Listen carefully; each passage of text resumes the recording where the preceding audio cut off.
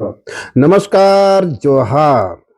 News monitor का बेहद खास कार्यक्रम रांची नगर निगम का महासंग्राम में एक बार फिर से आपका खैर मकदम है।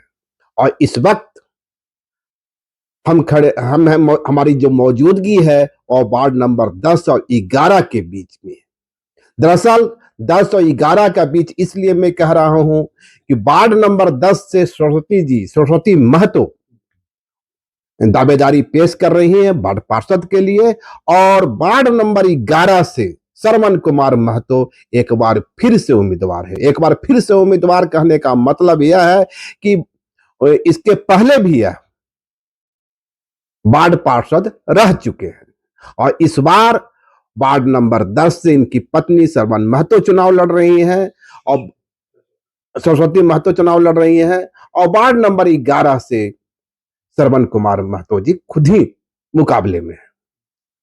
तो देखना दिलचस्प होगा आने वाले समय में क्या होता है मुकाबला के, क्योंकि ये मुकाबला जो है 10-11 दोनों के संदर्भ में है।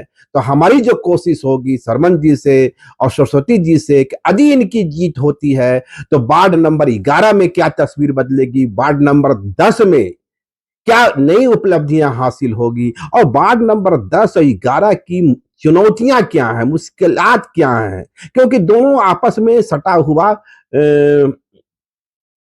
इलाका है। तो बहुत कुछ दोनों का जो समस्याएं हैं वो आपस में मिलती जुलती भी है। तो सरमन जी आप ही से शुरुआत करेंगे। आप तो पहले के पार्षद रहे, कब रहे थे आप? 2013 से 18 के बीच में। 2013 से 18 के बीच में। और उसके बाद चुनाव में परिसीमन होने के कारण और दोनों ये वार्ड 2013 में 20 वार्ड कहा लगा, वो जाकर के 2 भाग में विभाजन हो गया। आधा कुछ भाग 11 में चला गया और कुछ भाग 10 में रह गया। इस वजह से थोड़ा सा इस बार 11 से लड़ने का 11 से लड़ने है ना। 11 समान लोगों के लिए आरक्षित है, नहीं ओबीसी 1 के लिए। ओबीसी 1 के लिए। अच्छा अच्छा। और आप वार्ड नंबर एक चीज सरस्वती जी बताइएगा पहले हमें, और शुरुआत मैं वहीं से करना चाहूंगा। ये चुनाव लड़ने का ख्याल आपको कहां से आया? चुनाव ये लड़ना पतिदेव की ज्यादती तो नहीं थी? नहीं, जाती नहीं थी। अभी मैं मतलब ऐसा कुछ ये नहीं कर रही थी, और पहले जॉब में थी, तो अभी जॉब में नहीं हूँ। और और इस बार महिला हुआ तो वो इस बार इस तरह इस वर्ड से मतलब स्टैंड नहीं ले पा रहे हैं, इसीलिए मैं करने के सोच रही हूँ। और जो वार्ड पार्षद थे तो उनके तरफ से मुझे कुछ भी मतलब उन्नति वैसा कौन थे वार्ड पार्षद? अर्जुन यादव। अच्छा। तो वो ना हम इस इलाके में कभी आते देखे हैं, ना यहाँ की गंदगी साफ हुई है, ना एक रोड बना है। तो इस कारण हम सोचे कि हम जब वो है ये में, तो हम भी इस इलाके को और थोड़ा डेवलप करने का कोशिश करेंगे। अर्जुन जी तो दावा कर रहे थे कि उनके कार्यकाल के दरमियान यहाँ कई इधर आप देख लीजिए, एक भी अगर उनका नाम का आपको कोई भी सिलेक्शन वो जो होता है पोस्टर या कुछ भी होता है इधर दिख गया। कल हम मुझसे ही बातचीत हो रही थी, हमारे चैनल पे ही उन्होंने कहा है कि वार्ड नंबर 10 में जो मैंने उपलब्धियां हासिल की है वो अपने आप में एक मिसाल है। मिसाल आप देख लीजिएगा, अभी भी इनका जो लगा हुआ था 13 से 18 के बीच में जो वार्ड मतलब टंकी था, पानी टंकी वही है, रोड भी वही है। अगर वो उधर साइड में किए होंगे तो अभी उतना हमको नॉलेज नहीं है, लेकिन इधर में हम जितना देखे हैं मतलब अपना वार्ड में वो जो था वही किए हुए हैं, उतना ही है, उससे एक्स्ट्रा हमको कुछ दिखा नहीं है। इसीलिए कहाँ नौकरी करती थी आप? हम जेसीबी में थे। अच्छा। तो कुछ पर्सनल प्रॉब्लम के कारण फिर हमको छोड़ना पड़ा मतलब। अच्छा। ये शादी भी आप लोग की कब हुई थी? 2014 में या 2026 में राजनीति के कारण पार्षद बनने के बाद? अच्छा, पार्षद बनने के बाद तो एक उपलब्धि आपकी जरूर रही कि आपकी शादी हो गई। और वो भी शादी भी हुई तो ज्यादा दूरी नहीं है, बस 1 किलोमीटर, एक ही वार्ड में पड़ता है। इंटरकास्ट मैरिज है क्या? भाभा नगर में। इंटरकास्ट मैरिज नहीं, सेम मैरिज। Love marriage? नहीं मेरा ससुराल मायके एक ही वार्ड में पड़ रहा है। अच्छा। मेरा ससुराल और मायके एक ही वार्ड में पड़ रहा है, इसीलिए हम और मतलब जोर शोर से खड़ा होने की कोशिश कर रहे हैं कि अपना जो जिनको हम बचपन से देखे हैं, बचपन से जाने हैं, उनके लिए कुछ कर सके। वार्ड में तो लोगों से मिल रही हैं आप अपने मतदाताओं से, क्या आ रहा है, क्या रिस्पॉन्स आ रहा है? रिस्पॉन्स तो देखिए, मेरा विराजनगर में बचपन बीता है। अच्छा अच्छा। फिर थोड़े मतलब कॉलेज गए, कॉलेज में पापा कोकर तरफ जमीन लिए, तो फिर वहाँ घर बनाए, तो फिर वहाँ से मेरा कॉलेजिंग कंप्लीट हुआ है। तो एक ही वार्ड में दोनों पढ़ रहे हैं। तो सब लोग बोल रहे हैं कि मतलब बोल भी रहे थे कि तुम खड़े हो, हम लोग सपोर्ट करेंगे। नहीं, महिला होने के नाते कोई दिक्कत तो नहीं आ रही है लोगों से कम्युनिकेशन में? नहीं, अभी महिला पुरुष मुझे नहीं लगता है कि कंपेयर करने की जरूरत है।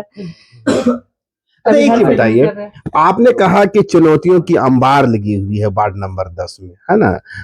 जो जन समस्याएं हैं, चाहे नाली की समस्या हो, नाली साफ की पानी की समस्या, समस्या हो, कचड़े समस्या, हाँ, हर चीज की हर समस्या चीज की है। तो आपके पास कोई ऐसा प्लान है, कोई ऐसा ब्लूप्रिंट है, कोई ऐसी योजना है कि इन समस्याओं का निराकरण कर सकें आप? देखिए, अभी तो हम नया-नया शुरू कर रहे हैं, ब्लूप्रिंट तैयार करेंगे। ऐसा हम कुछ सोच के रखे हैं कि हमको क्या ऐसा-ऐसा कुछ करना है। तो उसमें हम अधिकतर महिलाओं को जोड़ने का कोशिश करेंगे, क्योंकि पुरुष तो सुबह उठ के काम पे जाते हैं, महिलाएँ भी जाती है, लेकिन मतलब उनका काम अधिकतर अभी भी महिला घर पे रहती है, तो उनको थोड़ा जागरूक करने की कोशिश करेंगे साफ-सफाई का, और मतलब अपने अगल-बगल साफ-सफाई रखिए, खुद के लिए अच्छा होगा। इस तरह से जागरूक करने की कोशिश करेंगे। आप तो वार्ड नंबर 10 से पहले भी रहे हैं, 20 से, तो उसका अनुभव आपके पास है? यही चुनाव जीतने का कला क्या होता है, तो मालूम है आपको? ये वार्ड क्या लोगों का रिस्पांस क्या आ रहा है? लोगों का रिस्पॉन्स है, तभी ना हम 2 वार्ड से लड़ रहे हैं। देखिए, मेरा कार्यकाल जो रहा है 2013 से 18 के बीच का, वो लोगों को बहुत भाया। अच्छा। आज भी वो लोग नाम लेते हैं कि सड़क भी देख लीजिए, अभी ये जो हमारा बना हुआ है, पूरा काली मंदिर, बर्धमान का मंदिर, जिधर से अभी आप आए, सारा कुछ हमारा ही बनाया हुआ है।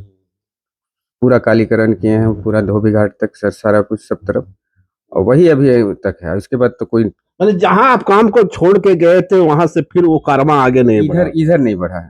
अब उधर बढ़ाए हैं वो अपना थोड़ा कौन थे पार्षद वहां के?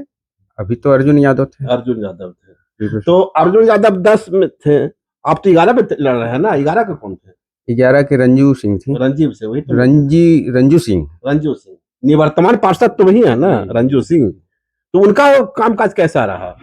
वो तो हम अभी जैसे 11 में के लिए हम अभी कैंपेनिंग कर रहे हैं, तो देख रहे हैं वहाँ पे एकदम स्थिति बहुत ही खराब है।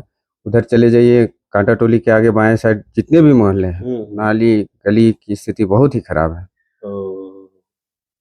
वार्ड पार्षद क्या कर सकता है? नाली गली सफाई और पानी, बेसिक जो चुनौतियां हैं, इसी पर उसे बहुत लंबे ओवरब्रिज की तो आशा की नहीं की जाती है। जो ड्रेनेज सिस्टम है, सड़क है, साफ पानी है, बिजली के खंभों का सही से इस्तेमाल है, लाइट, रोड, स्ट्रीट है, यही तो उसकी प्रमुख काम है। ओवरब्रिज थोड़ी बना सकते हैं। हाँ। और बस यही है तो समस्या। आपके दिमाग में होगा ना कि भाई हमें इन समस्याओं का कुछ ऐसा प्रमुख समस्या वहाँ की? प्रमुख समस्या है वही, हम तो कैंपेनिंग कर रहे हैं, तो वो लग रहा है कि नाली उली और सड़क का ही समस्या बोल रहा है वहाँ की जनता। इस बार रेणु जी चुनाव लड़ रही है कि नहीं? जी, वो मेरे को नहीं पता, लेकिन वो आरक्षित कैटेगरी में आती है। आरक्षित कैटेगरी में तो नहीं आते हैं? नहीं ना, तो चुनाव तो लड़ना स्वाभाविक है कि नहीं लड़ेंगे अब, है ना? एक मौका इसलिए मिला कि क्योंकि हम कुछ काम कर चुके हैं पहले से, ये काली मंदिर वगैरह रोड सब में, और तो ये वार्ड 11 में भी पड़ता है, तो उसका बेनिफिट हमको जनता लोग बोला, इसलिए हम खड़ा हो गए। और एक ये है कि कास्ट का ये हो गया, ओबीसी होने के कारण, ओबीसी 1। हाँ, बीसी 1।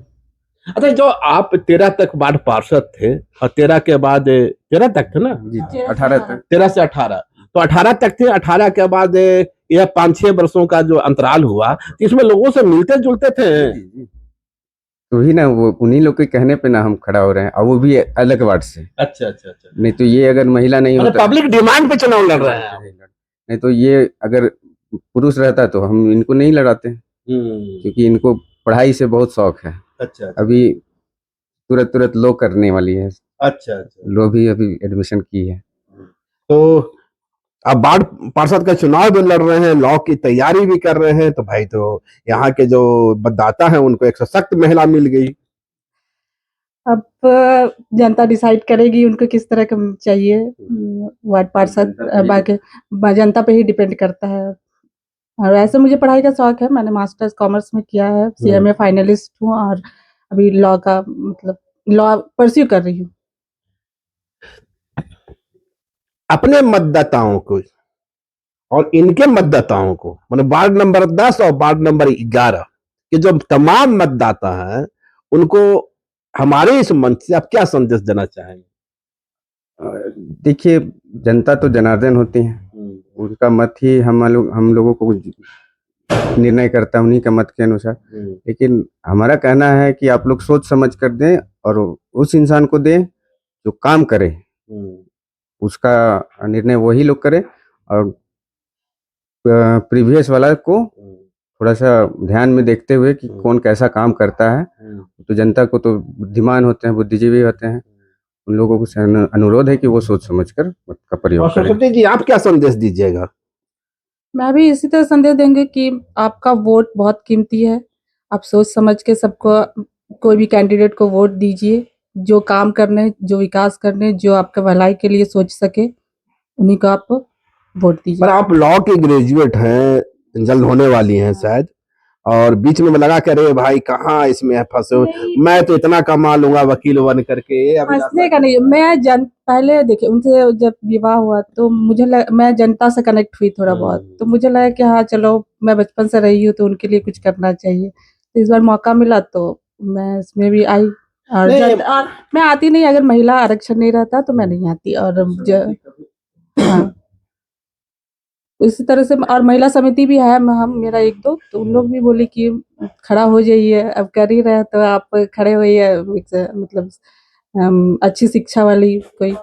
निश्चित रूप से जो आज समाज के हालात हैं, जो एजुकेटेड पर्सन है, पढ़े लिखे लोग, और खासकर वैसी महिलाएं जो पढ़ी लिखी हैं, उन्हें निश्चित रूप से सामने आना चाहिए, और तभी तो आप एक बेहतर इंडिया बना सकते हैं, या पहले तो हम लोग मोहल्ला से एक बेहतर वार्ड बना सकते हैं। जब तक एक शिक्षा कर लेके क्या करेंगे, जब तक हम लोग अपना देश को कुछ डेवलप नहीं, देश को कुछ दे ना पाए, जब तक हम लोग को शिक्षा का कोई मायने नहीं रहता है।